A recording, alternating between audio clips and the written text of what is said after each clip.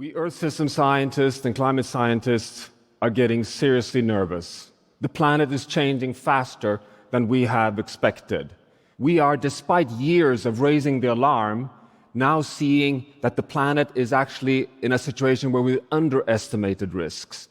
Abrupt changes are occurring in a way that is way beyond the realistic expectations in science. 15 years back, I introduced the planetary boundary framework, the scientific framework with the 9 Earth system processes that determines the stability, the resilience, and the life support on planet Earth. 10 years back, the world signed the Paris Climate Agreement. Almost 5 years back, we entered the decisive decade where our choices will determine the future for all generations on planet Earth. Where are we on this journey halfway into this decade? I will give you a scientific state of the planet report, the most objective assessment that science can give today. And it starts here. We've reached 1.2 degrees Celsius of global mean surface temperature rise, the warmest temperature on Earth over the past 100,000 years. We have just scratched on 1.5 degrees Celsius as an annual mean in 2023. But what worries us most is this. We are starting to see an acceleration of warming over the past 50 years, 0.18 degrees Celsius per decade from 1970 to 2010. But then from 2014 onwards, it abruptly jumps up to 0.26 per decade. And if we follow this path, we will crash through 2 degrees Celsius within 20 years and hit 3 degrees Celsius by the year 2100, a disastrous outcome caused by us humans. But it's not only carbon dioxide. Any parameter that matters for human well-being and our economies look the same. Here you have it, linear change up until the 1950s. We go into the great acceleration, and this is what we're seeing across overconsumption of fresh water, the 6th mass extinction of species, over-eutrophying our freshwater systems with nitrogen and phosphorus, all of it undermining the stability of the planet. As if this was not enough, we are seeing that this is now causing impacts across the entire economy. We're seeing bigger and bigger invoices being sent by the Earth system onto societies across the entire world in droughts, floods, heat waves, disease patterns, human-reinforced storms, scientifically attributed to human-caused climate change. 40 degrees Celsius of life-threatening heat across all continents occurring in 2023. 52 degrees Celsius hitting the over 1,000 who lost their lives at the Hajj pilgrimage in June in Mecca. 3 times higher climate change risks now attributed to our cause of climate change. 2023 up to 12,000 deaths, $200 billion of cost, just in the US up to $100 billion. This is seriously causing economic costs. We have scientifically in the past shown that this could cost a few percent of global GDP of the climate impacts caused by us. I can tell you that the latest scientific assessment is what you see on the screen here. An 18% loss of GDP by 2050 if we now follow the current path. This is equivalent to $38 trillion of loss per year in 2050. It's starting to hurt, both in human social costs and in economic costs. And this is happening at 1.2 degrees Celsius of global mean surface temperature rise, and we're following a pathway that takes us to 2.7 degrees Celsius in only 70 years.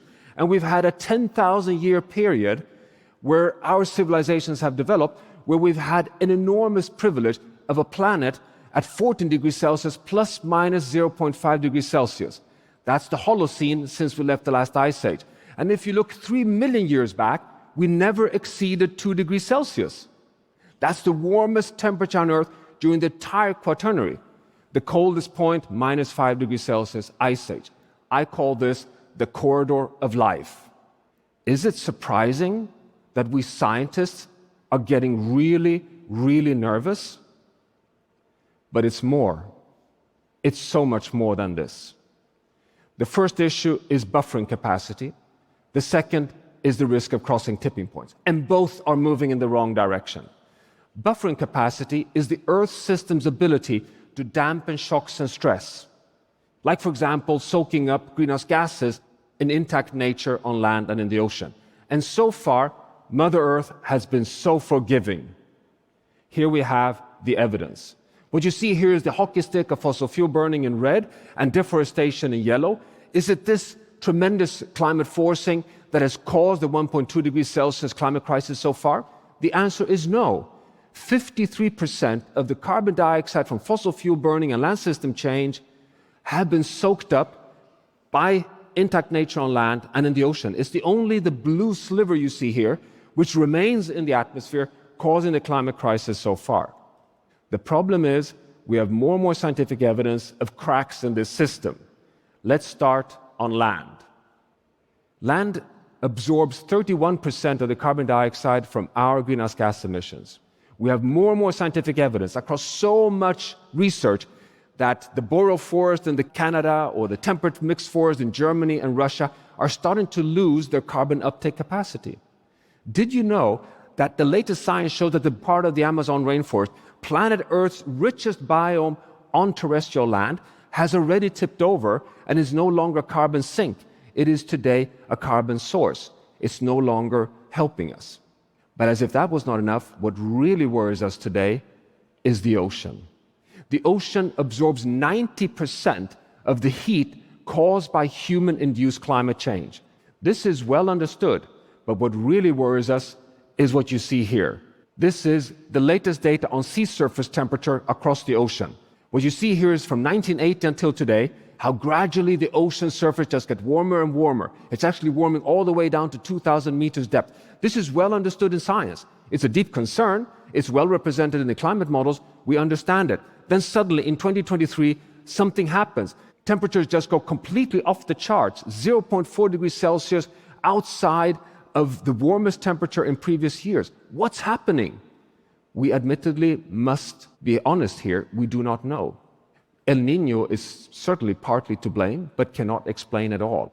2024, it just continues. What is happening? We do not know, but the candidate number one is the energy imbalance caused by us humans. In 1 year alone, the heat equivalent to 300 times global electricity use is absorbed in the Earth system. Is it what we see on the screen here, an ocean that is starting to lose resilience? An ocean that is at risk of releasing heat to the atmosphere and self-amplifying warming? We do not know, but one thing is for certain, the ocean is sounding the alarm. Reasons for concern? Yes. We are now at a point where we are forced to ask the following question. Are we at risk of pushing the planet out of the basin of attraction, the stability of the planet where we've been since we left the last ice age, the extraordinarily stable Holocene state? And if we pushed ourselves outside, drifting away unstoppably towards a hothouse Earth where we get self-amplified warming and losing life support on Earth. What could take us there? Well, we know it. It is if we cross tipping points. Big systems like the Greenland ice sheet, the overturning of heat in the North Atlantic, the coral reef systems, the Amazon rainforest, are tipping element systems. Push them too far and they will flip over from a desired state that helps us to a state that will self-amplify in the wrong direction, going from cooling and dampening to self-amplifying and warming. A rainforest tips over to a savanna state. Now, we have now mapped the 16 tipping element systems which are now scientifically cataloged that regulate the climate system.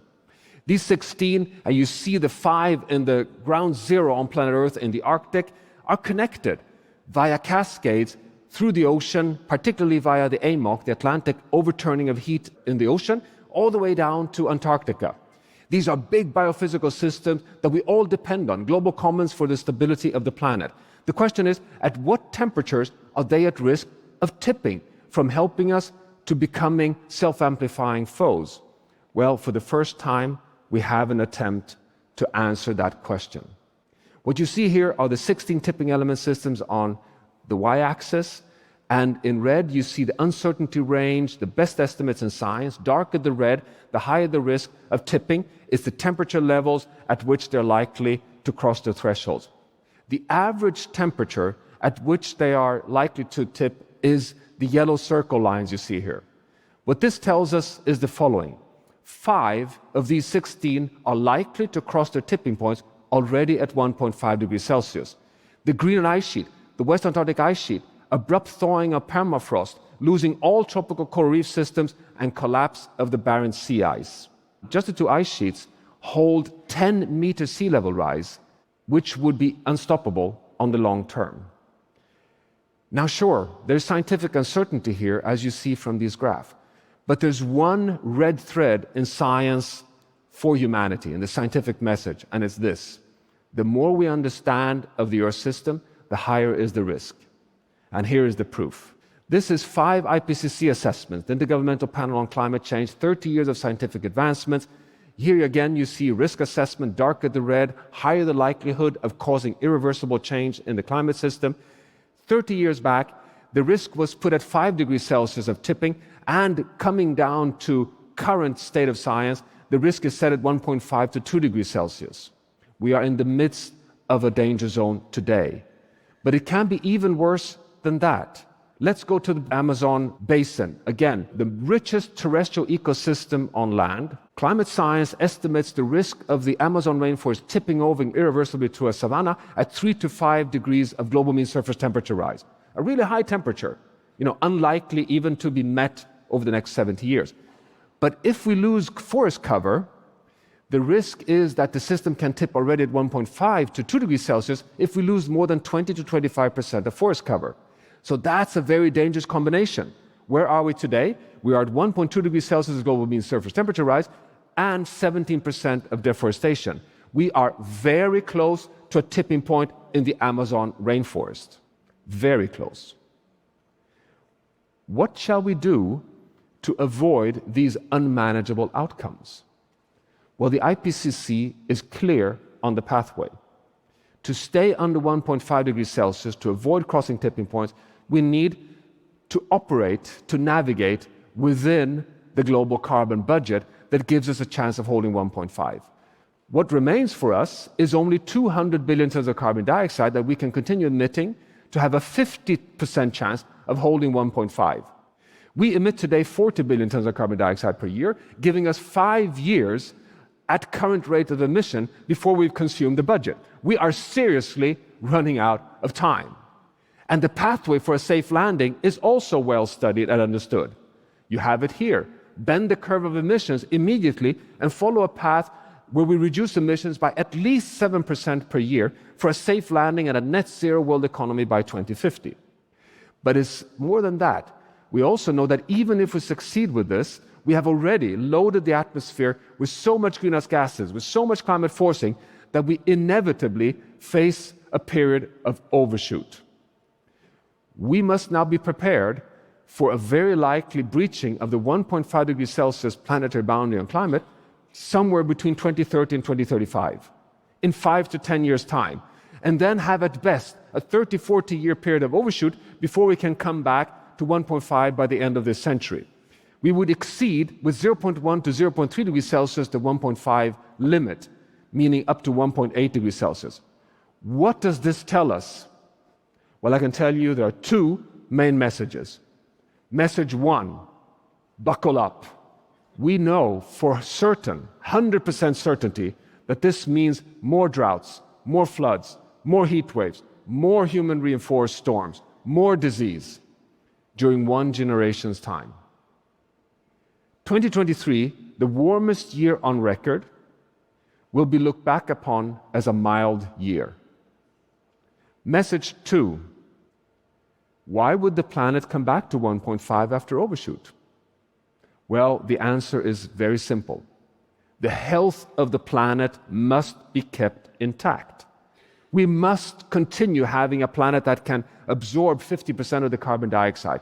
We must have a planet that crosses no tipping points. We must have a planet that remains healthy and keeping heat intact in the ocean. That is why we need planetary boundaries. The planetary boundary framework that defines the 9 Earth system processes that regulates the stability and resilience of the entire planet. Climate, biodiversity, nitrogen, phosphorus, land, fresh water, air pollutants, and chemicals. That is the challenge. To summarize that, there is no 1.5 degrees Celsius delivery on the Paris Agreement by only phasing out fossil fuels. We also need to come back into the safe operating space of the nature-based biodiversity, all the planetary boundaries of nature. This means that science is clear. The window is rapidly closing. But there is still some light in the window. We actually have evidence that we've reached a pivotal point, not only in terms of risk, but also in terms of opportunity to transform the world towards a safe and just future for humanity. Linear change is no longer an option. The only option is exponential change. We know that the only currency that matters is speed and scale. We also need to become stewards of the entire planet. We need to now recognize from local to global level that we're all so intertwined that we must govern the entire planet. I know that is very daunting, but what choice do we have when on the line is the future of our children on planet Earth? And we have the solutions.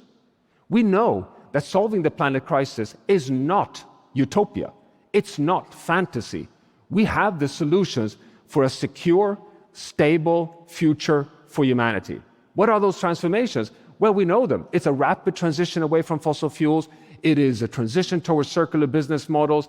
It is transitioning towards healthy diets from sustainable food systems. And it's not only halting loss of nature, it's also scaling the regeneration and restoration of marine systems, soils, forests, and wetlands.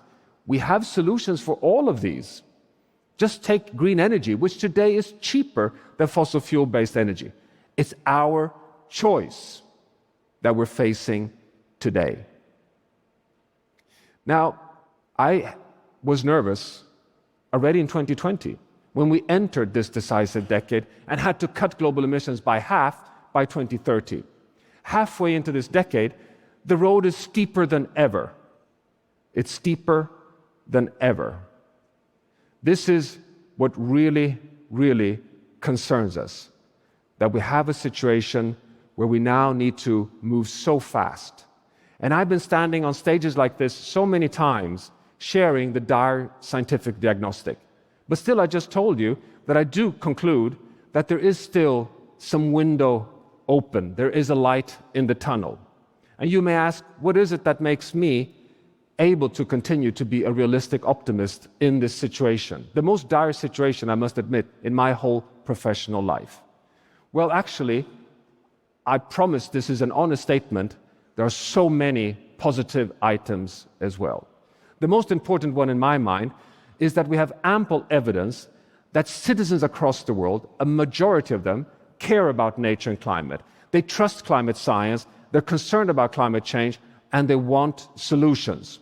And the second key factor is that we have so much evidence today that the solutions are not only available, but if we implement them, we get a more healthy, stable, secure future with the jobs and the economies that can compete and provide livelihoods into the future.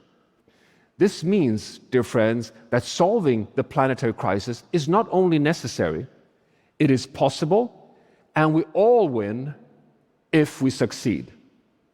Thank you very much. 恳请点赞，订阅我们的频道，一起学习演讲中的实用英语。